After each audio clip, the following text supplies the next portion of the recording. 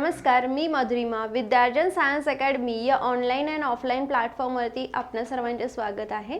आजच्या या सेशनमध्ये आपण डिस्कस करणार आहोत टॉपिक बायोमॉलिक्यूल. 11चा टॉपिक आहे, खूप इम्पॉर्टंट आहे. आणि जर तुम्ही CETसाठी प्रिपरेशन करत असाल, जर नीटसाठी प्रिपरेशन करत असाल तर हा टॉपिक खूप महत्त्वाचा आहे आणि नीटच्या आणि CETच्या सिलेबसमध्ये हा इन्क्लुडेड आहे.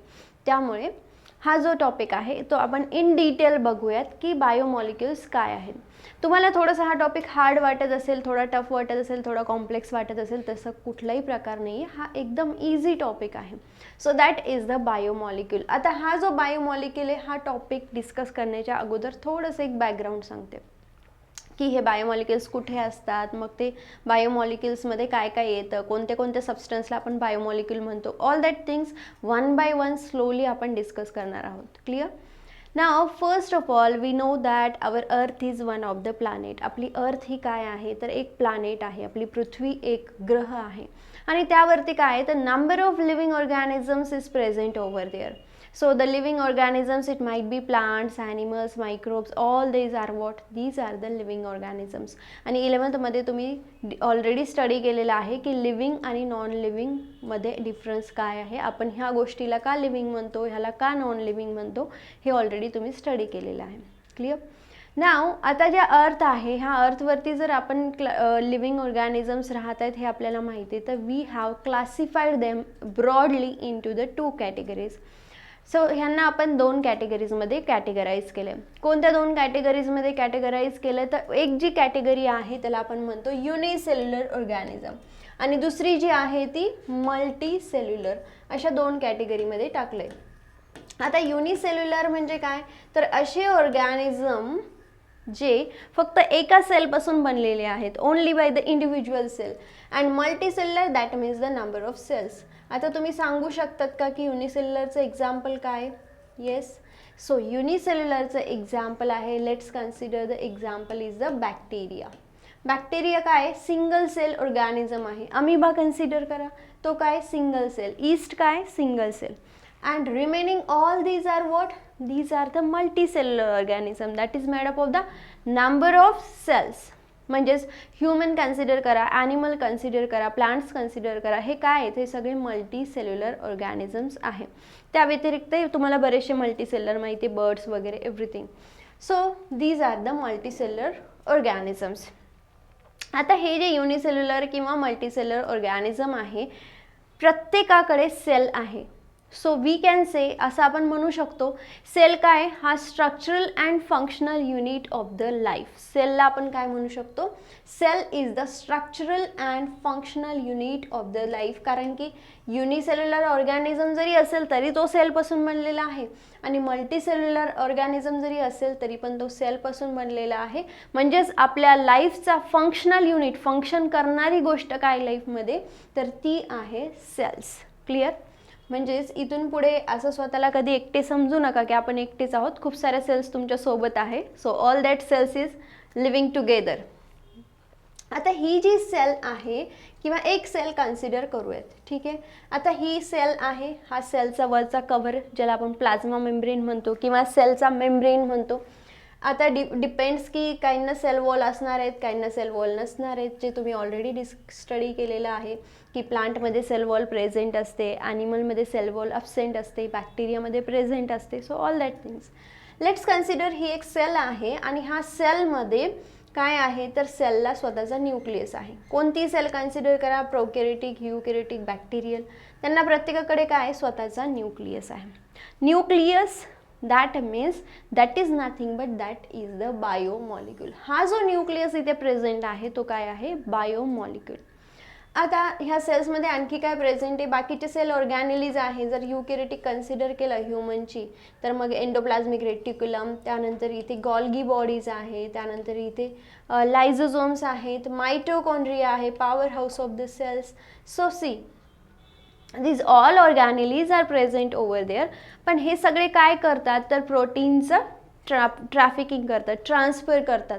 म्हणजे प्रोटीन फॉर्मेशनमध्ये इन्वॉल्ड असतात, प्रोटीनला ट्रान्सफर करतात. So all these are nothing but these are the cell organelles. आता जे मी तुम्हाला म्हटलं की हा न्यूक्लिओटाइड्स असेल किंवा काही प्रोटीन्स असतील किंवा काही लिपिड्स असतील बॉडीमध्ये, कार्बोहायड्रेट्स असतील. So carbohydrates, lipids, proteins, these are what, हे सगळे जे आपल्या सेलमध्ये प्रेझेंट आहे ते सगळे बायोमॉलिक्युल्स आहे.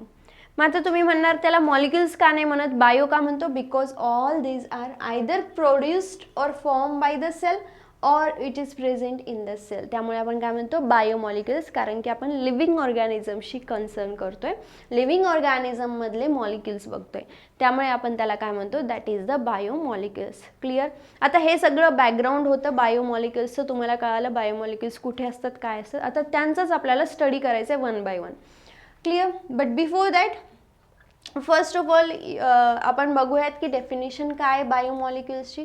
सो बायोमॉलिक्युल्सला आपण आणखी काय म्हणू शकतो, we can also say this is the biological molecule. So any of the numerous substances that are produced by the cell and the living organism that we called it as, that is the biomolecule. ही काय झाली तुमची definition झाली, जी yellow कलरने इथे तुम्हाला दिसते. मग example काय biomolecules, carbohydrates, lipids, proteins, nucleotides किंवा nucleic acid, these are the examples of the biomolecules. आता हे जे बायोमॉलिक्युल्स आहेत, तर ह्या बायोमॉलिक्युल्सला आपण काय करूयात, काही कॅटेगराईजमध्ये डिस्ट्रीब्यूट करूयात, म्हणजे सिम्प्लिफाईड होईल. आपण त्यांना थोडंसं क्लासिफाय करूयात, जेणेकरून ते सिम्प्लिफाय होतील आणि मग आपण त्याचा वन बाय वन स्टडी करूयात. ठीक आहे. आता बघूयात बायोमॉलिक्यूल. हे जे बायोमॉलिक्यूल आहे त्यांना ब्रॉडली आपण दोन कॅटेगरीजमध्ये डिवाइड करूयात. कोणत्या दोन कॅटेगरीजमध्ये, एकाला आपण म्हणूयात ऑर्गॅनिक, दुसऱ्याला आपण म्हणूयात inorganic. So organic biomolecule, inorganic biomolecule. ठीक आहे. आता ऑर्गॅनिक बायोमॉलिक्युल्समध्ये कोण येतील, तर ऑर्गॅनिक बायोमॉलिक्युल्सला आपण फर्दर डिवाइड करतो दोन पार्ट्समध्ये. किती पार्ट्समध्ये, दोन पार्ट्समध्ये. मग आता ऑर्गॅनिक बायोमॉलिक्युल्समधले दोन कुठले असतील, तर एक आपण म्हणू शकतो मॅक्रोमॉलिक्यूल. कुठला, मॅक्रोमॉलिक्यूल. दुसरा कुठला असेल, मायक्रोमॉलिक्यूल. नावावरूनच कळते की मायक्रो मीन्स छोटा, मॅक्रो मीन्स मोठा.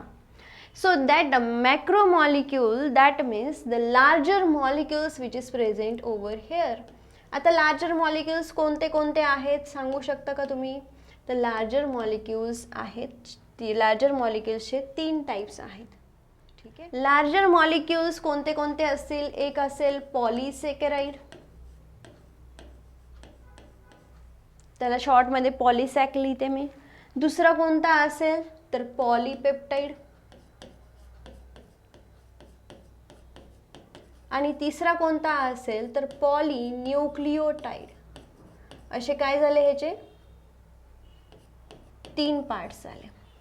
आता polysaccharide, poly means number of units when comes together, that we called it as poly. मग आता सॅकराइड्सचे खूप सारे युनिट एकत्र आले, त्याला पॉलीसॅकराइड म्हटलो. किंवा पेप्टाइड्सचे, पेप्टाइड्स म्हणजे पेप्टाइडचा सिंगल मोनोमरिक युनिट काय असेल त्याचा अमायनो ॲसिड. सो खूप सारे अमायनो ॲसिड एकत्र आले तर पॉलीपेप्टाइड चेन झाली.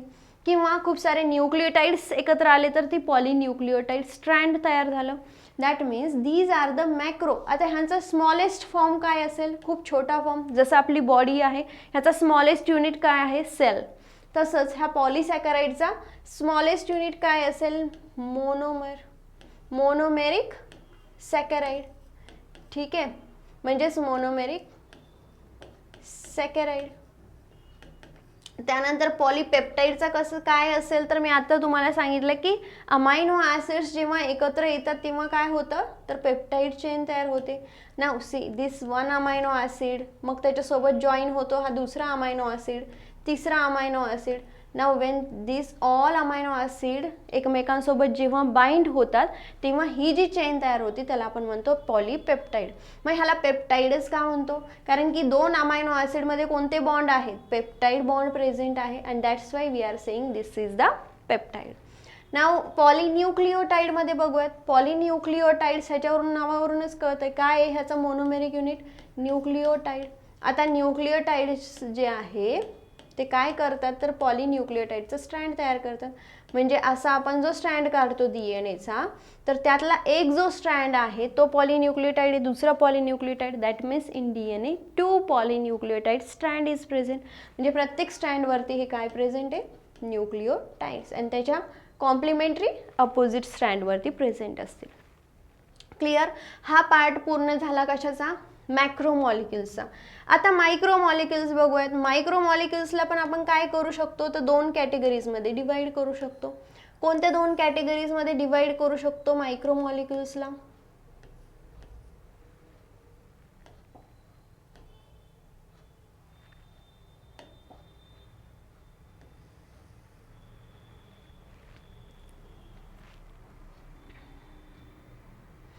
सो मायक्रोमॉलिक्युल्सला आपण कॅटेगराइज करू शकतो लिपिड्स आणि त्यानंतर सेकंडरी मेटाबोलाइट्स, शॉर्टमध्ये सेक लिहिते. क्लिअर. नाव हे जे लिपिड्स असतील तर ह्या लिपिड्सचे 2 टाईप आहे. लिपिड्सचे कोणते 2 टाईप आहेत बरं? एक जो आहे तो आहे आपण म्हणू शकतो ग्लिसरॉल पार्ट आहे, आणि दुसरा जो आहे तो काय आहे, फॅटी ॲसिड्स, जे तुम्ही ऐकलं असेल. आता फॅटी ॲसिड्सला फर्दर आपण डिवाइड करू शकतो 2 पार्ट्समध्ये. कोणते 2 पार्ट्स बरं? एक आहे सॅच्युरेटेड फॅटी ॲसिड, एक आहे unsaturated fatty acid. Clear. Fatty ॲसिड्सला काय म्हणू शकतो आपण? एक आहे सॅच्युरेटेड फॅटी ॲसिड, दुसरा आहे अनसॅच्युरेटेड फॅटी ॲसिड. आता हे जे अनसॅच्युरेटेड फॅटी ॲसिड्स असतील हे कोणामध्ये जास्त प्रमाणात प्रेझेंट असतील तर कोल्ड रिजनमध्ये जे ॲनिमल्स असतात त्यांच्यामध्ये जास्तीत जास्त अनसॅच्युरेटेड असतील, कारण की ह्यांच्यामध्ये काय आहे, double bond is present in the unsaturated. सॅच्युरेटेडमध्ये सिंगल बॉन्ड प्रेझेंट आहे, म्हणजे जे वॉर्मर प्लेसेसमध्ये राहतात त्यांच्यामध्ये सॅच्युरेटेड फॅटी ॲसिड्स असतील. त्यानंतर सेकंडरी मेटाबोलाइट्स काय आहे तर सेकंडरी मेटाबोलाइट्स म्हणजे असे मेटाबोलाइट्स जे सर्वायवलसाठी इम्पॉर्टंट नाही आहे, म्हणजेच ते मेटाबोलाइट्स प्रेझेंट नसतील तर त्या पर्टिक्युलर स्पीसीजची डेथ होईल असं काही नाही आहे. सो त्याला आपण काय म्हणतो, सेकंडरी मेटाबोलाइट्स. मग त्यांचा यूज काय आहे तर त्यांचा एक्स्ट्रा यूज, जसं ग्रोथमध्ये इन्वॉल्ड असतील, डेव्हलपमेंटमध्ये इन्वॉल्ड असतील, किंवा पर्टिक्युलर डिफेन्स मेकॅनिझममध्ये इन्वॉल्ड असतील. So that is the secondary metabolites. आता सेकंडरी मेटाबोलाइट्सचे एक्झाम्पल काय आहे, जसं तुम्ही ऐकलं असेल टर्पेनॉइड्स, त्यानंतर फिनॉलिक्स जे प्लांट्समध्ये प्रेझेंट आहेत, त्यानंतर अल्कॅलॉइड्स. हे काय आहेत, हे सगळे काही हॉर्मोन्स आहेत, काही सेकंडरी मेटाबोलाइट्स आहेत जे की प्लांट्समध्ये तुम्हाला ऑब्झर्व होता. क्लिअर. नाव हा पार्ट कशाचा झाला बरं? हा पार्ट झाला आपला मॅक्रोमॉलिक्यूल आणि मायक्रो. मॅक्रोमध्ये 3 पार्ट बघितले होते, मायक्रोमध्ये 2 पार्ट बघितले होते. आता इनऑर्गॅनिक मॉलिक्युल्समध्ये बघूयात. इनऑर्गॅनिक मॉलिक्युल्समध्ये काय बघायचं आहे तर इनऑर्गॅनिक मॉलिक्युल्स जे आहेत ते 3 पार्ट्समध्ये आपण त्यांना डिस्ट्रीब्यूट करू शकतो.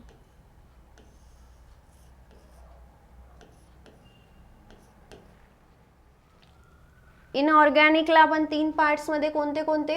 एक आहे प्राइम एलिमेंट्स, त्यानंतर दुसरा काय आहे macro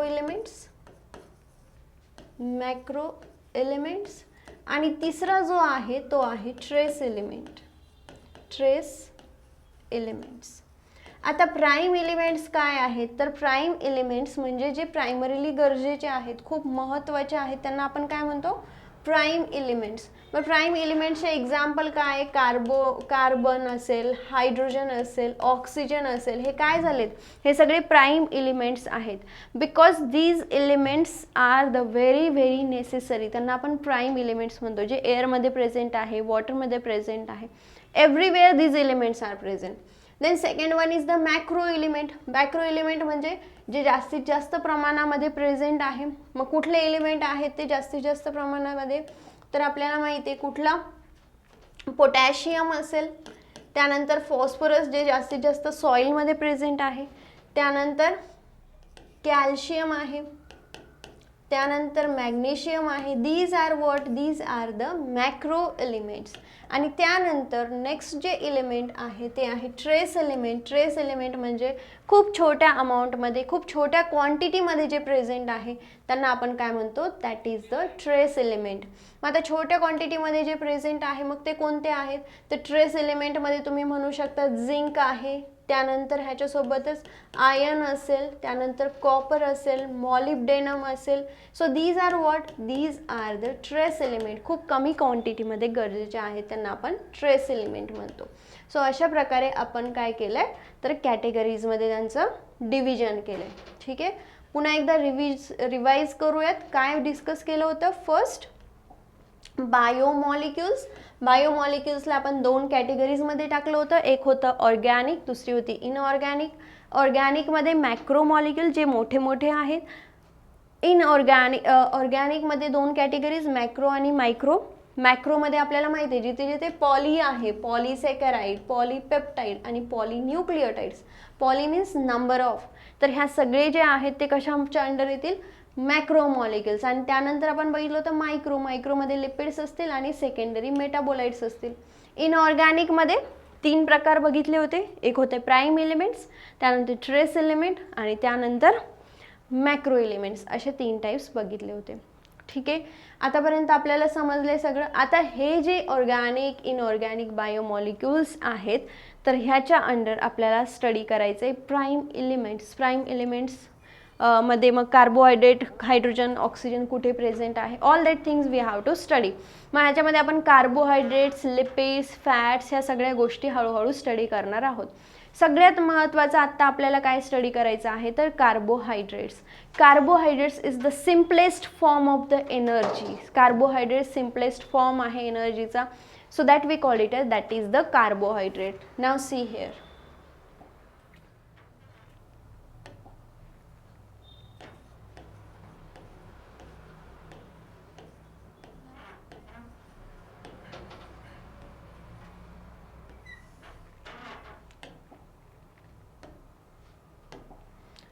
Carbohydrates is made up of carbon, hydrogen and oxygen units and that's why we called it as that is the carbohydrates.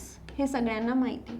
Now these carbohydrates is nothing but these are the hydrates of carbon. त्यांना आपण असंही म्हणू शकतो की हे काय आहेत, hydrates of carbon.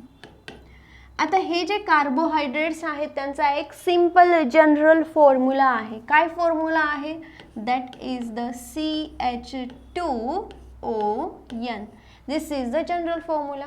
आता जर हा जनरल फॉर्म्युला आहे तर त्याच्या जागेवरती तुम्ही दुसरं कोणाला टाकलं म्हणजे N इज इक्वल टू तुम्ही 1 म्हटले तर हा काय झाला, दॅट इज द मोनोसॅकराइड. हा काय झाला, मोनोसॅकराइड. जर तुम्ही N इज इक्वल टू 2 टाकलं तर हा काय झाला, disaccharide. N is equal to 3, trisaccharide. In this way तुम्ही जितके युनिट्स यांचे नंबर वाढतील तशाप्रमाणे तुम्ही त्याला काय करू शकता, डिवाइड करू शकता. मग आता हे काय आहे, मोनोसॅकराइड, डायसॅकराइड, ट्रायसॅकराइड, व्हॉट एव्हर, त्याच्यानंतर जे काही नंबर्स वाढत जातील तशा टाईपमध्ये तुम्ही त्याला सॅकराइड्स म्हणू शकता. आता हे जे कार्बोहायड्रेट्स आहेत ह्या कार्बोहायड्रेट्सला मेनली आपण 3 डिव्हिजन्स किंवा 3 टाइप्समध्ये डिवाइड करू शकतो. कोणते 3 टाइप्समध्ये डिवाइड करू शकतो, त्याला आपण डिवाइड करू शकतो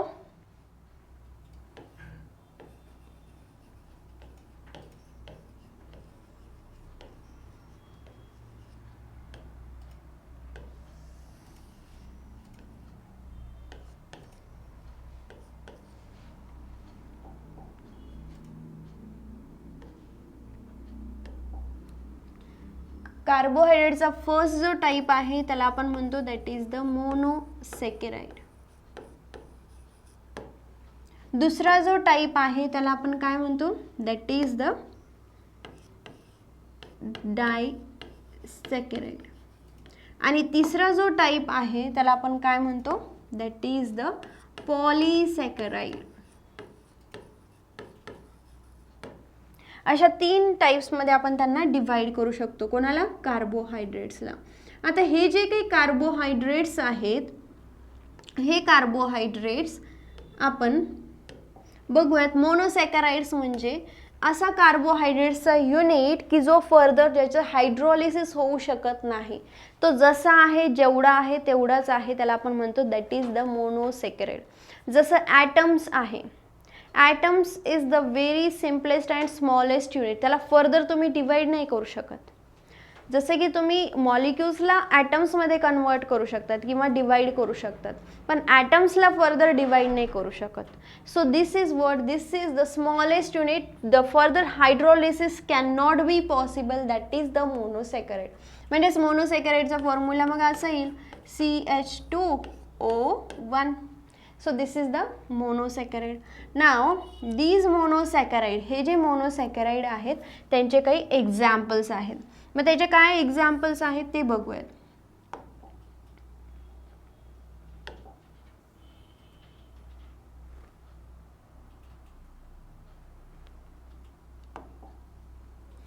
फर्स्ट जे एक्झाम्पल आहे मोनोसॅकराइडचं त्याला आपण म्हणतो that is the triose. Triose म्हणजे काय आहे तर 3 कार्बनपासून जो बनलेला सॅकराइड आहे त्याला आपण म्हणतो ट्रायोज. मग ह्या ट्रायोजचं एक्झाम्पल काय आहे तर आपल्याला माहिती आहे ट्रायोजचं एक्झाम्पल आहे ग्लिसरॉल्डिहाइड. काय? Glyceraldehyde.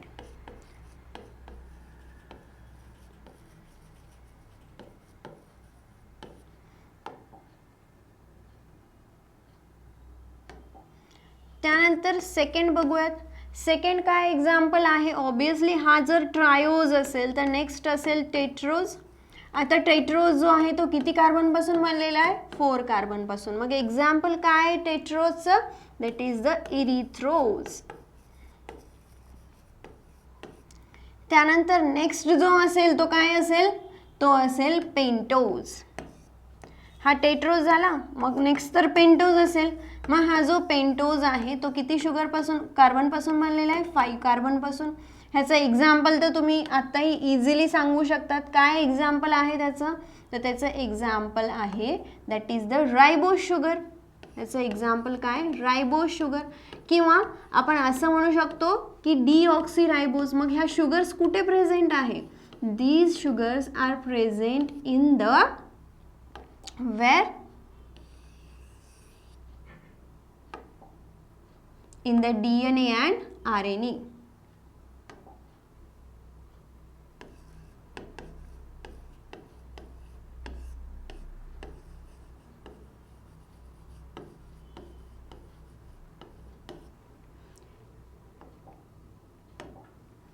and fourth sugar is the हेक्झोज. हेक्झोज कशापासून बनलेली आहे, 6 कार्बनपासून बनलेली आहे. मग एक्झाम्पल काय हेक्झोजचं, that is the glucose. Glucose हे एक्झाम्पल आहे. लास्ट शुगर जी आहे that is the heptose. Heptose म्हणजे ऑब्वियसली तुम्हाला एक अंदाज आला असेल 7 कार्बनपासून बनलेली आहे आणि त्याचं एक्झाम्पल आहे sedoheptulose. So this is the comes under the monosaccharide. ह्या सगळ्या टर्मिनॉलॉजी कशाच्या अंडर आल्या, दॅट इज द मोनोसॅकराइड. मोनोसॅकराइड्समध्ये जी शुगर फर्दर हायड्रोलाइज होत नाही, सिंगल मोनोमरिक युनिट आहे, त्याला आपण मोनोसॅकराइड म्हणतो. त्याचे एक्झाम्पल बघितले triose, tetrose, pentose, hexose and heptose. Now we have to study about the disaccharides. ना आता हे जे डायसॅकराइड्स आहेत तर ह्याचं काय आहे तर हे फर्दर डिवाइड होऊ शकतात. डिवाइड होऊ शकतात म्हणजे काय तर ह्यांचं फर्दर हायड्रोलिसिस होऊ शकतं. म्हणजे लेट्स कन्सिडर मी म्हटलं की माल्टोज आहे माझ्याकडे, पण माल्टोजचं जर मी हायड्रोलिसिस केलं, माल्टोजचे 2 तुकडे केले तर 2 तुकडे होऊ शकतात 2 युनिट्समध्ये. कशामध्ये तर 2 ग्लुकोजचे मॉलिक्युल्स त्याच्यामधून सेपरेट होतील. म्हणजे माल्टोजचं जेव्हा मी हायड्रोलिसिस करेल तर तेव्हा 2 शुगरचे युनिट्स सेपरेट होतील. मग आता म्हणजे ह्याचा मी असं म्हणू शकते की डायसॅकराइड्स जे आहेत त्यांचं हायड्रोलिसिस पॉसिबल आहे.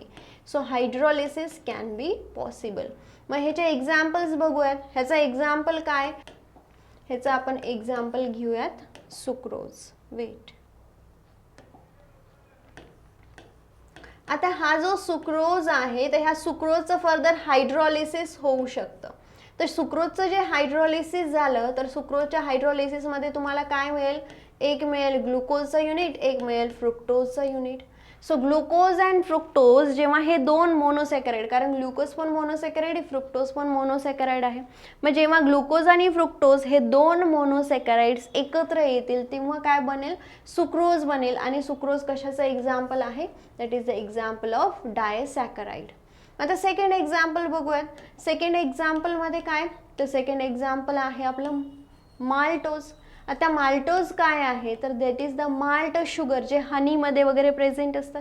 So that is the maltose. मग माल्टोजचं जर फर्दर हायड्रॉलिसिस केलं तर त्यापासून काय मिळेल तुम्हाला, तर दोन ग्लुकोजचे युनिट मिळतील. म्हणजे जेव्हा ग्लुकोज आणि ग्लुकोज हे दोन युनिट्स एकत्र येतात तेव्हा आपण काय म्हणतो, दॅट इज द माल्टोज. मग ह्याच्यामध्ये बॉन्डिंग कुठली असते, तर अल्फा 1,4 बॉन्डिंग असते. मग त्या बॉन्डिंग्स वगैरे आपण फर्दर डिस्कस करणार आहोत वन बाय वन. आता हा ओव्हरलुक बघतोय फक्त. आणि थर्ड जी आहे, the third one is the lactose. आणि लॅक्टोज तुम्हाला माहिती आहे की लॅक्टोज ही मिल्क शुगर आहे. लॅक्टोज कुठे प्रेझेंट आहे, मिल्कमध्ये प्रेझेंट आहे. सो हा जो लॅक्टोज आहे, हा लॅक्टोजचं फर्दर जर हायड्रॉलिसिस केलं तर काय तुम्हाला मिळेल, तर लॅक्टोजच्या हायड्रॉलिसिसमध्ये तुम्हाला मिळणार आहे एक जो युनिट आहे तो ग्लुकोजचा आणि दुसरा जो युनिट आहे तो मिळणार आहे गॅलॅक्टोजचा. सो अशा प्रकारे लॅक्टोज फॉर्म होणार आहे. क्लिअर. म्हणजेच डायसॅकराइड कशापासून बनलेला आहे, वेन द टू मोनोसॅकराइड युनिट, दोन मोनोमर्स जेव्हा एकत्र येतील तेव्हा डायसॅकराइड बनेल. किंवा जर आता तुम्हाला डायसॅकराइडला हायड्रॉलाइज करायचं असेल, हायड्रॉलिसिस करायचं असेल, ब्रेकडाऊन करायचं असेल तर दोन मोनोमेरिक युनिट सेपरेट होऊ शकतात. त्याला आपण म्हणतो that is the disaccharide. Now moving towards the next, that is the polysaccharide. बघूयात आता पॉलिसॅकराइड काय आहे. तर पॉलिसॅकराइड ह्या नावावरूनच कळतं की number of units when comes together, खूप सारे युनिट जेव्हा एकत्र येतात तेव्हा आपण त्याला काय म्हणतो, दॅट इज द पॉलिसॅकराइड्स. म्हणजेच ह्यांचं पण फर्दर काय होऊ शकतं, तर ह्यांचं पण फर्दर हायड्रॉलिसिस होऊ शकतं.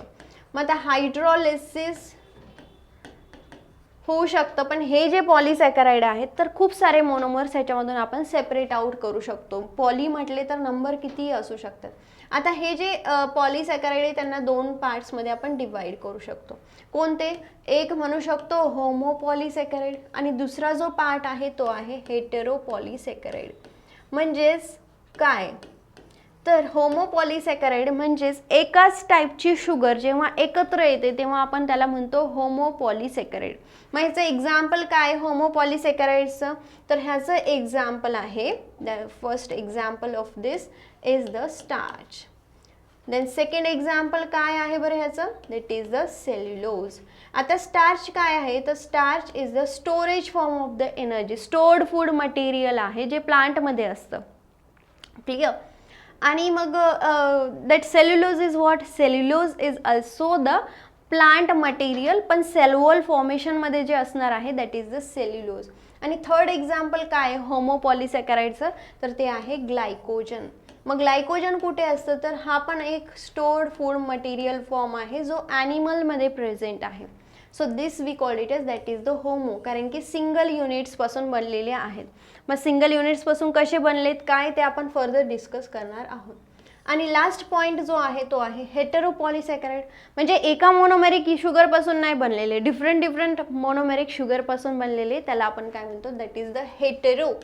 मग ह्याचं एक्झाम्पल काय, तर तुम्हाला माहिती आहे हायल्युरॉनिक ॲसिड, त्यानंतर ब्लड शुगर असेल आपली.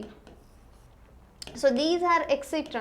So these are what? These are the examples of the heteropolysaccharide. And in this way we have completed the overlook of the carbohydrates. अशा प्रकारे आपण कार्बोहायड्रेट्सचे डिटेल्स बघितलेले आहे. काय बघितलं कार्बोहायड्रेट्समध्ये, एक बघितलं आपण मोनोसॅकराइड, त्यानंतर डायसॅकराइड, पॉलिसॅकराइडमध्ये डिवाइड केलं. मोनोचं फर्दर हायड्रॉलिसिस होऊ शकत नाही आहे, पण मोनोचे कोणते कोणते टाईप्स आहेत ते बघितले, triose, tetrose, pentose, hexose and heptose with the examples पण आपण त्याचे स्टडी केलेले आहे. डायसॅकराइड्समध्ये सुक्रोज, माल्टोज आणि लॅक्टोजबद्दल बघितलं. फर्दर आपण नेक्स्ट लेक्चरमध्ये सेपरेट जो कार्बोहायड्रेट्सवरती चॅप्टर होणार आहे त्याबद्दल डिस्कस करूयात.